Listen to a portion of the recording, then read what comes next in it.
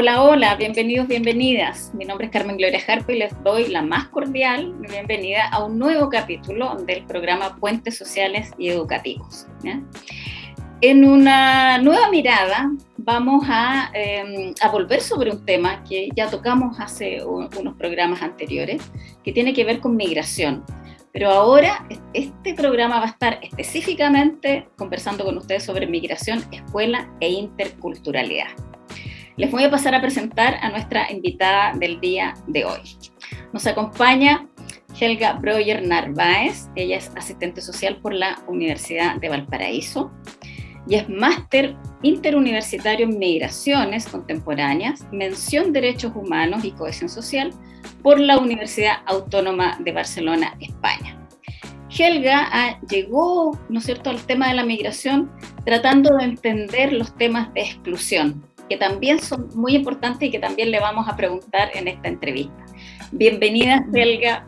Gracias por haber aceptado nuestra invitación a este encuentro en Puentes Sociales Educativos. Gracias, Carmen Gloria, por la invitación, a ti y a la Universidad del Biobío, la Escuela de Trabajo Social, por abrir estos espacios para reflexionar desde el trabajo social, desde su importancia en los contextos sociales, ¿cierto?, donde hay grupos de personas que no logran integrarse de manera plena a estas estructuras y contextos sociales. Así que gracias por abrir estos espacios de reflexión. Muy bien, Helga. Bueno, comencemos.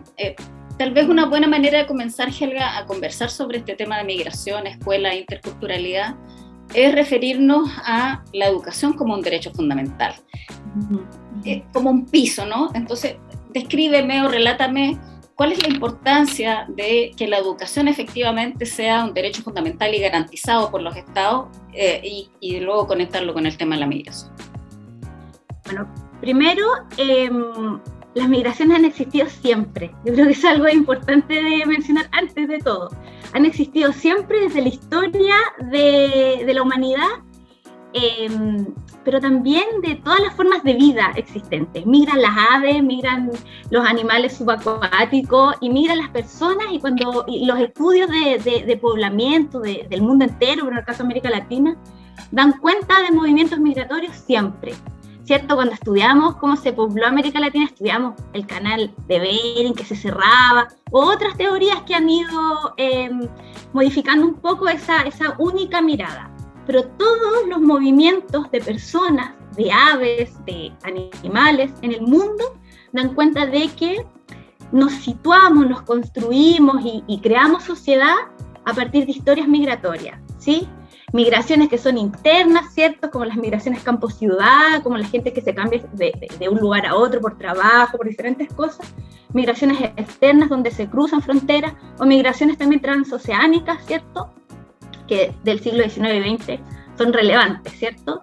Y eso va construyendo la sociedad, la forma de pensar, de comer, etc. Entonces, yo creo que es importante entender que esto de la migración no es nuevo, que somos hijos de una migración, ¿cierto? Somos hijos de muchas migraciones, de nuestros pueblos originarios que migraban y se comunicaban, viajaban, ¿cierto? Los incas se comunicaban con los diaguitas en la cuarta región, tenían contacto en el río, pasaban del río Biobío y tenían contacto en sus lenguas, en sus recipientes. Da cuenta de que había ahí migraciones, siempre las hubo, ¿cierto? Y también habían encuentros, familias que se formaban desde estos espacios de encuentros migratorios. Así que las migraciones son parte de nosotros, y lo que nosotros estamos estudiando ahora como migración son estos últimos 25 años, ¿cierto? De migraciones contemporáneas, que es en el fondo lo que yo tengo ahora como estudio, ¿cierto? Que son estas últimas migraciones hacia Chile y a otros países de América Latina. Chile no es lo único. Entonces, estas migraciones se adscriben a un derecho fundamental, ¿cierto? Que es el artículo número 13 de la Carta Fundamental de Derechos Humanos, que dice que todas las personas tienen derecho al libre tránsito. Eso es súper importante desde el trabajo social, al libre tránsito, a salir de su país de origen, a ir a otro estado, vivir en ese otro estado y volver a su país de origen. Todas esas esas especificidades este artículo 13. Y a partir de eso entonces viene toda una normativa regulatoria de las migraciones que protege en este caso específico las garantías de niños y niñas y su derecho a la escuela, ¿cierto? Esta carta fundamental más los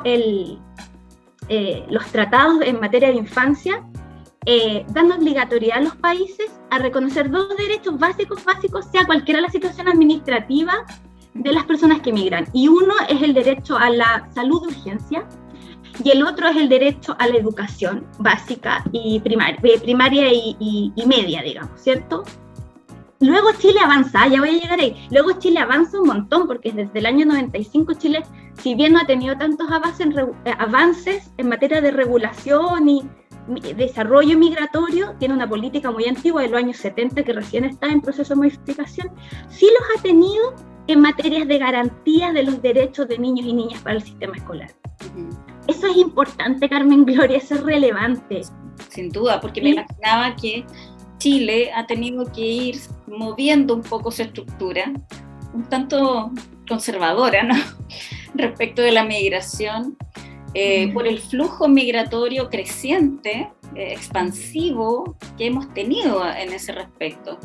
Entonces, no sé si nos puedes dar algunos marcadores, algunos hitos respecto de qué avances, ¿no es cierto?, se han producido en nuestro país a propósito de esta perspectiva de asegurar, particularmente a niños y niñas que acompañan muchas veces a sus padres que migran, respecto de estos derechos garantizados, particularmente el derecho a la educación.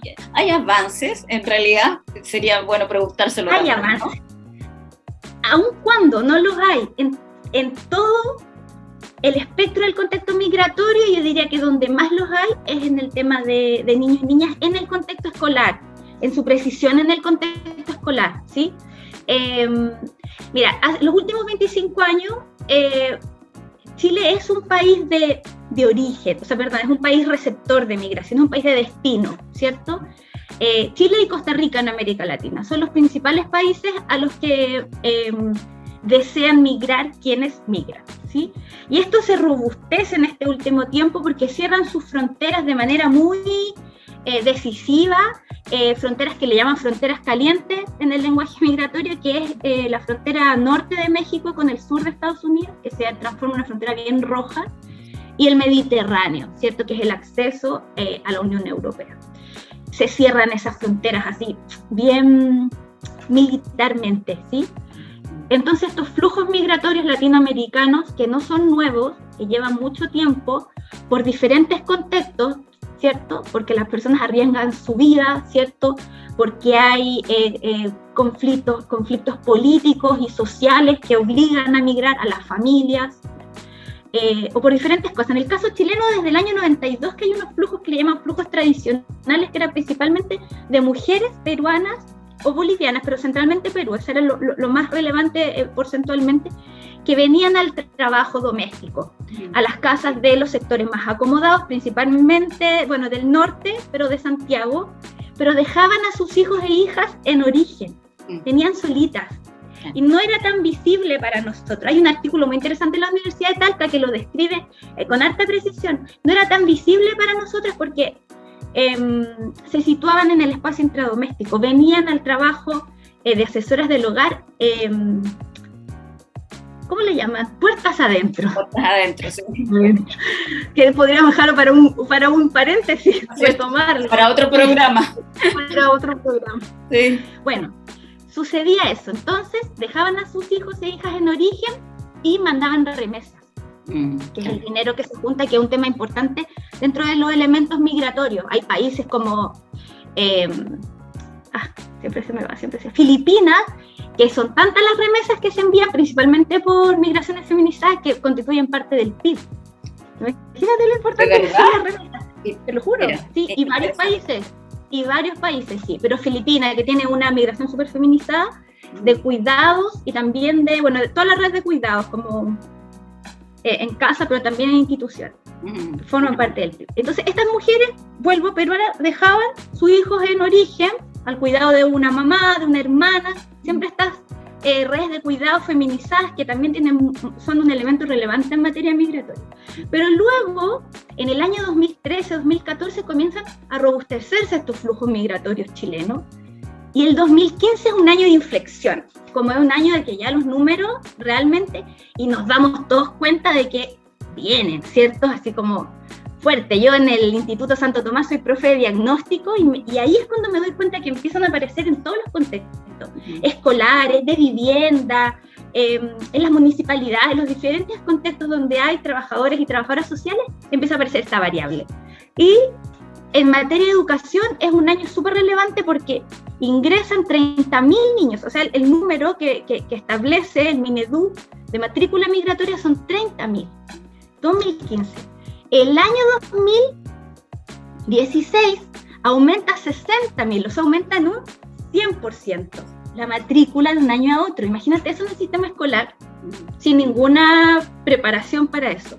Al año siguiente aumenta a 177.000, y así entre el 2015 y el 2019 la matrícula de niños migrantes en todas las formas del sistema escolar aumenta 270%. Eso es mucho.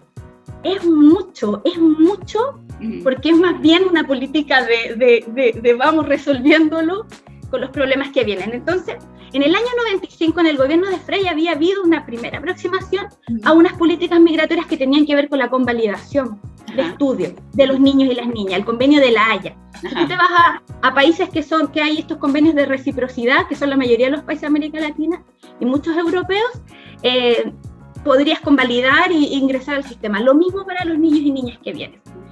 Y y así diferentes políticas fueron surgiendo. Todos los gobiernos han hecho pasitos, unos más grandes, otros más chiquititos. Yo diría que ese es uno de los hitos más grandes, y luego ya en el gobierno de Bachelet, que hay muchos hitos muy relevantes, porque ya en el año 2017 era muy robusta la cantidad de niños en situación migratoria en los diferentes contextos. Dentro del total de los niños existe un cálculo, lo hace una profesora de la Universidad de Chile que se llama Isabela Ninat. Ella y también lo registra el Servicio Jesuita Migrante, que dicen que el total de los niños y niñas que están en las escuelas chilenas, 1/3 se encuentra en situación irregular, ¿cierto? Quiere decir que no tiene una residencia o que no tiene una visa, que ojo, no es ilegal. Claro. No existen las personas ilegales, sino que su condición administrativa en el territorio chileno es irregular, ¿sí? Pero ellos son personas legales, siempre. ¿Sí? Es importante que vayamos con ese lenguaje que tiene que ver con los derechos humanos. Y Bachelet hace algo súper importante, es que 1/3, yo no sé si tú te acuerdas, pero en el 2017 hubo mucha como noticia porque los niños tenían RUT 100. Claro. Los niños y niñas. Sí.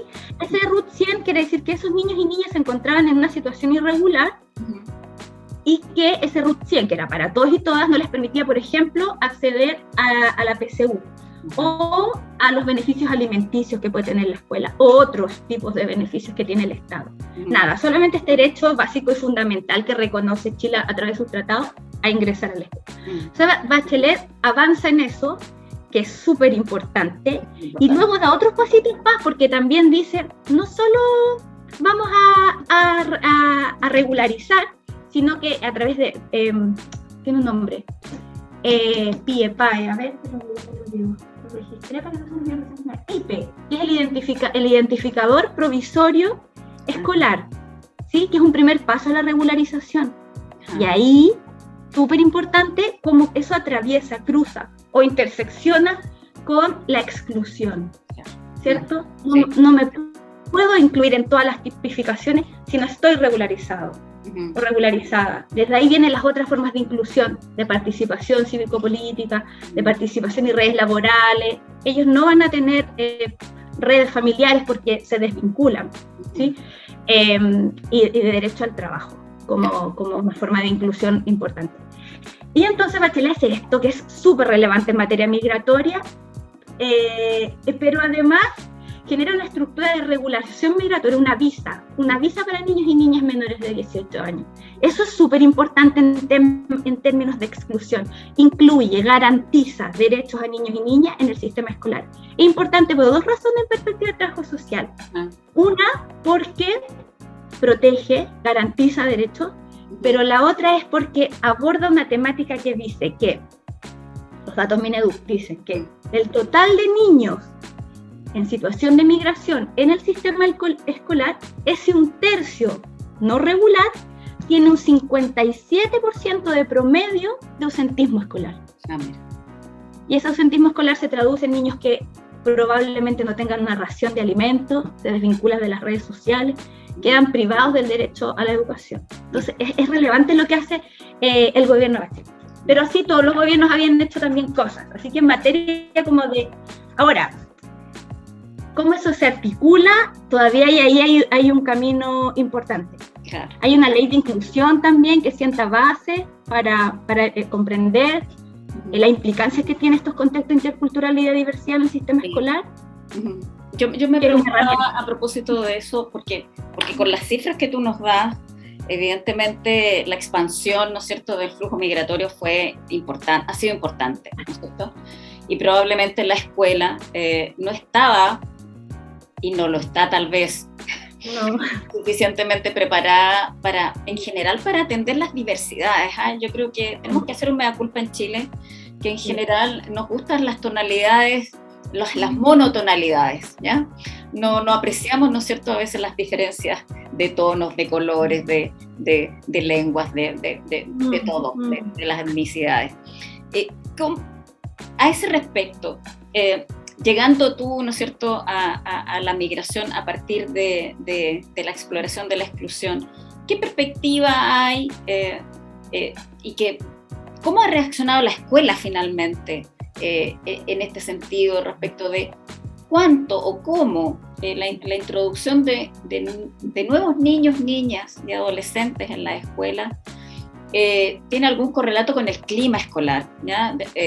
Si hay algo que se ha hecho a ese respecto, si el clima escolar se ha afectado, si el clima escolar, bueno, se ha afectado, pero se ha afectado positivamente para abrir, ¿no es cierto?, las diversidades, o negativamente. ¿Hay algo de eso que tú conozcas que se haya sucedido en este tiempo? Mira, hartas cosas. Yo creo que lo primero es que todavía no hemos transitado el camino de la diversidad. Ajá. Yo creo que todavía, cuando uno habla de migraciones, estas migraciones recientes, latinoamericanas, esencialmente, de los últimos 25 años me refiero, son una de muchas otras migraciones. Antes existieron, ¿cierto?, migraciones de guerra, de Primera y Segunda Guerra, donde habían acuerdos y se recibía a personas que venían principalmente de Europa. Antes de eso existieron el periodo de descubrimiento de América que coloniza y homogeniza una perspectiva de las personas, y yo creo que el tema migratorio acarrea un poco eso, Carmen Gloria. Esta idea europea que permea el derecho y luego permea la sociedad y nuestras construcciones sociales de homogenización y de creer. Hay unos escritos muy interesantes de la profesora Tijoux que habla de esto, que dice que finalmente esta idea de que lo europeo es desarrollo y es bueno, ¿cierto?, pero que lo latinoamericano no es desarrollo. Y yo creo que ahí hay que cambiar un lenguaje, porque la diversidad finalmente no es que hay un grupo diferente, es que somos todos y todas diferentes, ¿cierto? No es que los niños y niñas que vienen de Centroamérica o de diferentes países son diferentes, sino que todos somos diferentes y todas somos diferentes. Entonces, somos diversamente distintos, y esa es la construcción que hay que hacer en la escuela. Yo creo que ahí hay un camino que recorrer de interculturalidad, ¿sí? Como asumirnos interculturales, todos y todas. Creo que hay que hacer un camino individual, social, ¿sí?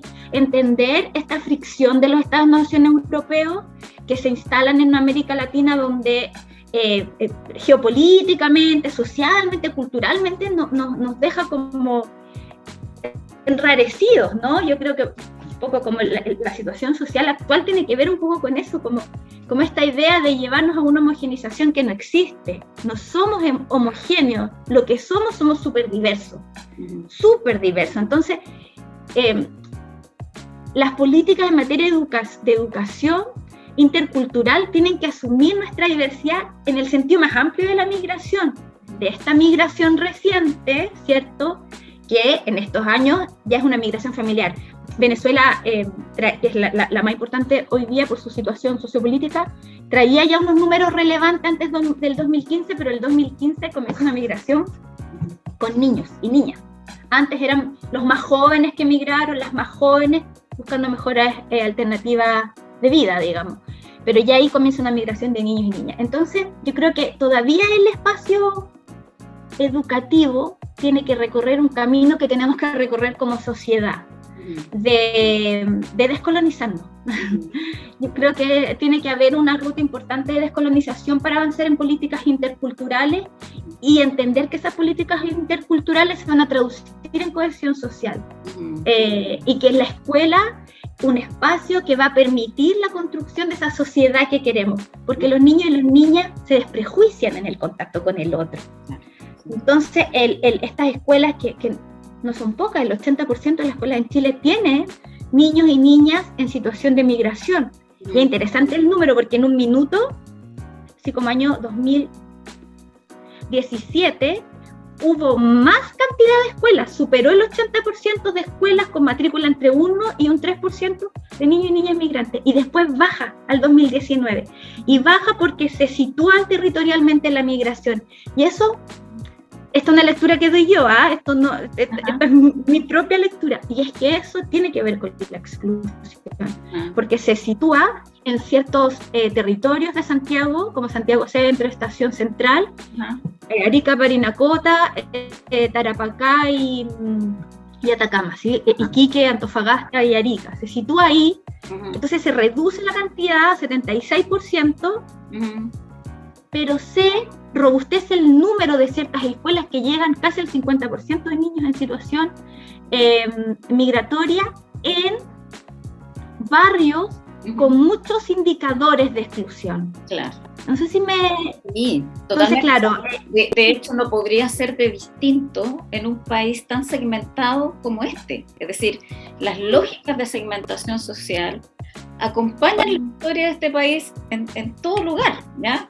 Y claramente muchos de estos migrantes, que también vienen en algunos casos arrancando de situaciones límite de sus países, es posible que se ubiquen en territorios vulnerables, ¿no es cierto? Y vayan a escuelas catalogadas como vulnerables, ¿no? Sí, Isabela Ninata hace un estudio súper interesante de eso, de qué escuelas eligen, dónde las eligen, hasta lo que pueden elegir. Pero ya luego más allá del dato duro, que efectivamente se sitúan en los contextos, porque ella hace un estudio y compara. ¿A qué postulan en estas tómbolas los niños y niñas chilenos y los niños y niñas migrantes? Y los niños y niñas chilenos postulan escuelas que tienen un CINSE sobre cierto nivel, y ciertas ingreso a la universidad, ¿cierto? Que es el principal debe en materia de garantías de derechos en materia migratoria. Y no así las familias con niños y niñas migrantes, ¿sí? Postulan a escuelas que son las más segregadas dentro del contexto educacional chileno, ¿sí? En Santiago Santiago tiene un poquito números diversos respecto al norte, porque tiene unas cifras de colegios particulares, bajitas pero tiene. Pero sobre el 70% de la población escolar está concentrada ahí. Y el resto ya después del 2017 se expande, digamos, por Chile, llegando así también a Chillán y a todas las otras regiones. ¿Sí? Pero ahí hay un tema relevante para el trabajo social, muy relevante, porque en la escuela ha sido históricamente un espacio social de segregación, de inclusión sí, pero de segregación, ¿cierto? En las trayectorias de vida de las personas. Entonces, ¿cómo vamos a construir esta escuela con niños y niñas migrantes? Y en ese sentido, siguiendo como el hilo, en este binomio discriminación-oportunidades, es decir, muchas veces en la escuela se pueden vivir experiencias de discriminación, pero también pueden ser oportunidades. ¿Cómo el contexto escolar opera o podría operar hoy frente a este binomio de discriminación, oportunidades, sí, con una realidad distinta, con un 80% más o menos de escuelas que tienen niños, niñas, adolescentes migrantes. Entre el 1 y el 3% del total. Mira, yo creo que es algo que creo yo que estudié la migración y que me parece interesante, porque siento que es como reconocer que todos y todas somos hijos e hijas de cualquier forma de migración, del tipo que sea. Urbano, rural, de reforma agraria, de lo que sea. Entonces, me parece que la migración, cuando le pones la lupa, tiene puras oportunidades, Carmen Gloria. Y es difícil decir esto en unos contextos donde hay tantos juicios y donde se hace tanto uso político del fenómeno migratorio para defender ciertas ideas de nacionalismos y de patriotismos que yo en lo personal no comparto, y que las cifras duras, porque luego es lo que podemos creer, pero las cifras duras dan cuenta de un contexto diferente. Y en ese sentido, este mismo estudio de la Universidad de Chile, la Universidad de Chile tiene un texto muy completo que se llama Migración en Chile, una perspectiva multidimensional, y analiza puros datos duros del INE, del Mineduc, y principalmente del INE y del Mineduc. Y dice, mira, algunas cosas súper interesantes. Primero, que dice que en todas las escuelas donde hay medición de clima escolar, todas dan cuenta, todas, de que los niños y niñas migrantes mejoran el clima escolar. En los cursos donde hay niños y niñas migrantes, es mejor el clima escolar. Y mira, no retengo el número, pero es un número súper relevante. Y luego dice, en términos de rendimiento, ¿no? El año que los niños llegan, el año de ingreso escolar, básica y media, los niños tienen un déficit respecto de los niños de origen, de los niños y niñas chilenas que han estado en el sistema escolar. Pero luego de 3 años, la mayoría de los niños o logra situarse o logra mejorarse. Y principalmente logra mejorar. Entonces, los niños y niñas en contextos migratorios, en situación de migración, mejoran el rendimiento escolar. Es la conclusión que hace esta profesora a partir de datos duros. Mejoran el rendimiento escolar y mejoran el clima escolar. Y lo hace en Santiago y lo hace en Antofagasta, el estudio, y en Arica, que es donde hay mayor población de niños y niñas en situación migratoria. Y eso es importante y eso es relevante, y si tú le empiezas a poner los números, las lupas a los números en general, te das cuenta que efectivamente la población migratoria son o esta llegada de población migratoria es una oportunidad para el contexto chileno. El promedio de educación en Chile es 11 años y el promedio de educación de las personas que vienen del extranjero sobre 18 años es 12,6. O sea, hay 2,6 años más de escolaridad. Mira, qué interesante. Sí, y también en materia económica, no el tema, pero en materia económica también hay cifras súper duras, y bien duras, como sobre este juicio de que los migrantes y las migrantes vienen a quitar el trabajo a las personas. Hay unos estudios bien completos desde el año 2013, 14, 15, 16, 17, 18 que hicieron muchos profesores de economía de diferentes universidades y miraron diferentes contextos. Y en casi todos los sectores, y segregado por género, por sexo, digamos, había mejoras, se agilizaban los mercados laborales. Siempre mucho más los mercados femeninos, porque las mujeres que migran entran en números muy importantes a las redes de cuidado. Entonces agilizan los mercados femeninos porque permiten que las mujeres de origen salgan a trabajar. Mira. Bueno, pero es otro tema. Lo que quiero decir es que los números son muy buenos. Los indicadores son muy buenos de lo que aporta la migración. Y tal vez eso falta, como en muchas cosas, ¿no es cierto?, que la información que se nos ofrezca sea la suficiente y además con evidencias de las cosas que van pasando, pero que no se cultive el tema del rumor o de que alguien me dijo que, o yo tengo miedo y entonces nos vamos paralizando, ¿no? Pero ¿y quién cuenta? Es importante, ¿quién cuenta? Bueno, habitualmente los medios de comunicación siempre intentan tocar la tecla de la cosa más bien, no sé, de los asaltos. De la homogeneización cultural, de la homogeneización cultural. Del lado negativo, pero no proyectan el lado positivo. Entonces, en ese sentido, y como tú llegaste a la migración por la exclusión, ¿hay algo que hoy todavía debería ser dicho respecto del rol de la escuela en el tema de la exclusión social? Yo creo que la escuela ha permitido regularizar un poco el mundo migrante irregular. Y yo creo que hay estas políticas públicas que buscan la regularización de niños y niñas son centrales en materias de inclusión.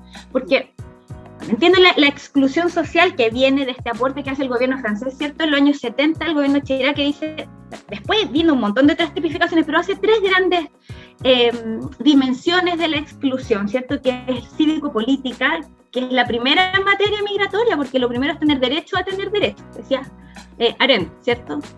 Un derecho básico, puedo tener un derecho. Entonces, eso primero. Luego, la exclusión de redes, de trabajo, familiares, de estas familiares que ya están deprivadas las personas en situación migratoria, y luego lo económico, vinculado al trabajo, como estas tres grandes dimensiones.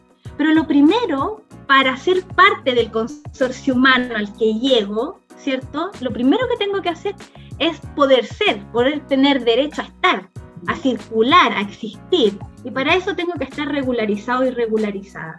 O sea, las personas que ingresan, sobre todo los niños, tienen que estar regularizados y regularizados. Yo creo que es importante que los estados garanticen ese derecho para niños y niñas. Si no, dejamos a un grupo fuera. Les estamos diciendo a un grupo que no es parte.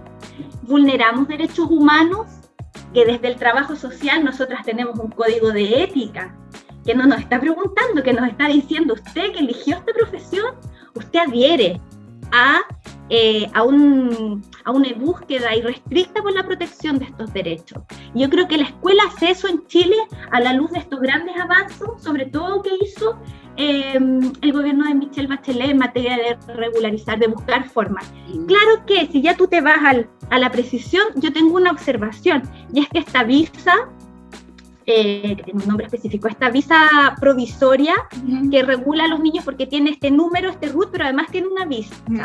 Esa visa tiene una serie de requisitos, y uno de estos requisitos es que se tiene que entregar dentro de los documentos que se les solicita el documento que se timbra en la PDI cuando se hace ingreso.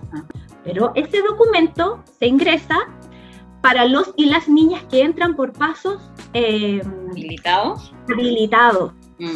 Sí. Y muchas niñas no entran por paso habilitado. En un minuto, en el 2020, la frontera de Colchane llegó a tener unos picos diarios de 5.000 personas ingresando por pasos no habilitados, y de esos muchísimos son niños y niñas, principalmente son niños y niñas. Ya la UNICEF tuvo que poner ahí 2 puntos, ¿no?, para recibir a estos niños y niñas que venían deshidratados de un cruce por el desierto. Pero el promedio de ese año fue entre 3.000 y 3.500 personas, Carmen Gloria, por pasos irregulares. Entonces, avanzo, te doy un derecho a visa, pero no para todos. Pero hay una restricción ahí, eso debería... Otro es el tema de fronteras. Otro es el tema, que es un gran tema en materia migratoria, ¿sí? Y ahí la Universidad Arturo Prat es la que ha ido logrando desarrollarlo y avanzar en esa materia, ¿sí? Es otro. Pero claro, avanzo, pero igual estoy dejando siempre un grupo excluido y excluida. Y ese grupo siempre son las personas más pobres. Esta última migración venezolana y colombiana es la migración que pudo salir después desde el contexto sociopolítico, ¿cierto?, en el que ellos se encuentran. Fueron los últimos, porque los primeros eran los que tenían los recursos para irse. Y estos últimos no se fueron en avión, no se fueron en bus, cruzaron el desierto a pie. Y esos niños entran irregulares. Entonces yo digo, bueno, te doy una visa, no te doy, garantizo el derecho a los niños y niñas a visarse, a regularizarse, pero pongo unos requisitos del que no todos y todas se van a poder hacer parte. Y eso a mí me parece muy, muy preocupante, y me parece que ahí la escuela tiene un rol de hacerse cargo. Finalmente, esta dupla psicosocial es el Estado de la escuela que puede llegar a estos niños y niñas, ¿cierto? Y garantizar que puedan tener acceso a la educación y luego ya como un dominó a una serie de otras garantías. Exacto.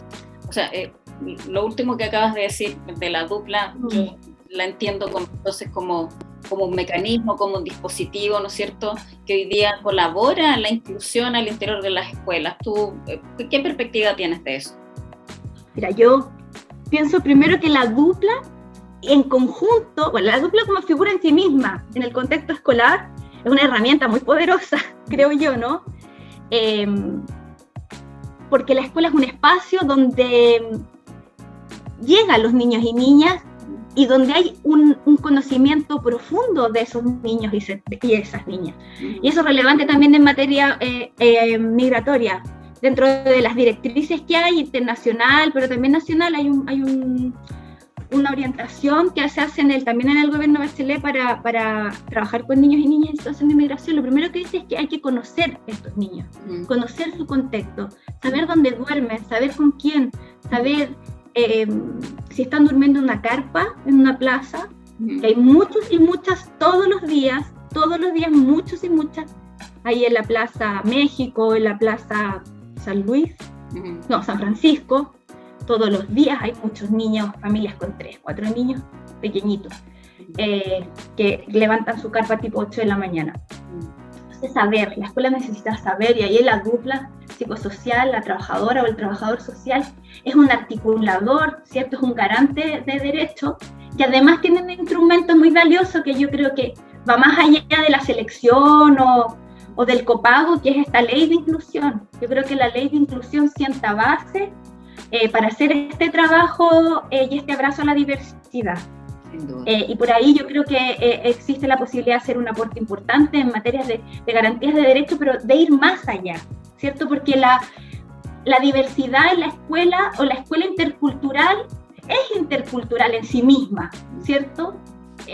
Vienen niños de los campos, de la ciudad, de otras comunas rurales, vienen niños en situación de migración, entonces las relaciones que se dan ahí son interculturales, pero luego que esa gestión de la interculturalidad permita canalizar cohesión, permita canalizar que nazca lo nuevo, ¿cierto?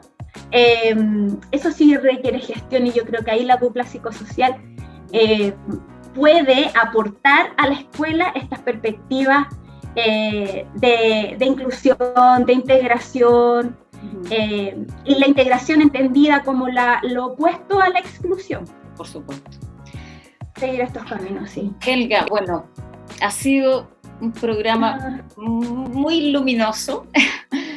Con tu perspectiva nos has ofrecido una visión bien interesante respecto de la trayectoria histórica, de cómo fue creciendo esto, y también de los avances, ¿no es cierto?, que ha tenido Chile. Falta aún, ¿no es cierto?, pero claramente ha sido como un hacerse cargo en el momento, ¿no?, ir respondiendo como a la emergencia. Y claramente los países a veces avanzan desde ese punto de vista. Yo te agradezco muchísimo toda la información que nos has dado, la disposición para participar en este programa. Espero que no sea la última vez que nos veamos, que alguna vez conversemos sobre otras cosas tan interesantes que tú también manejas y sabes. Y eso, agradecerte el que hayas estado en el programa de hoy. Gracias a ti, Carmen Gloria, por este espacio, gracias a la Universidad de Bio Bio, y mi invitación es a todas las comunidades educativas, a las familias, a las personas y a cada uno de nosotros y nosotras. Como dijo Elisa Loncón, te invito a descolonizarte, te invito a entender y a valorar los saberes que traen los niños y niñas, todos los niños y niñas, no solo los niños y niñas migrantes, los niños que vienen del campo, los niños que vienen de otras ciudades, los niños y niñas que vienen de otros países, apreciar esos saberes, a sumarlos y a entender la heterogeneidad y la diversidad como un valor que construye sociedades muy ricas. Y a sacarnos esta idea de homogenización, de que lo bueno viene de Europa y que el desarrollo viene de allá, porque es la América Latina la que nos construye con cosas muy profundas y muy lindas, y construye nuestra identidad, nuestro lenguaje, nuestras comidas, y ahora hay que abrazarla, porque esa América Latina que migra migra en condiciones muy, muy, muy complejas. Así que esa solidaridad que pueden hacer de todos y todas y del Estado como un principio jurídico, no como de buena persona, sino que de verdad como un principio jurídico, a mí me parece relevante que pueda ser llevado al espacio escolar. Muy bien. Eso. Muchas gracias por ese mensaje, nos dejas palpitando y resonando en ese sentido, y a los que nos escuchan y nos ven los dejamos cordialmente invitados en una próxima oportunidad. Muchas gracias.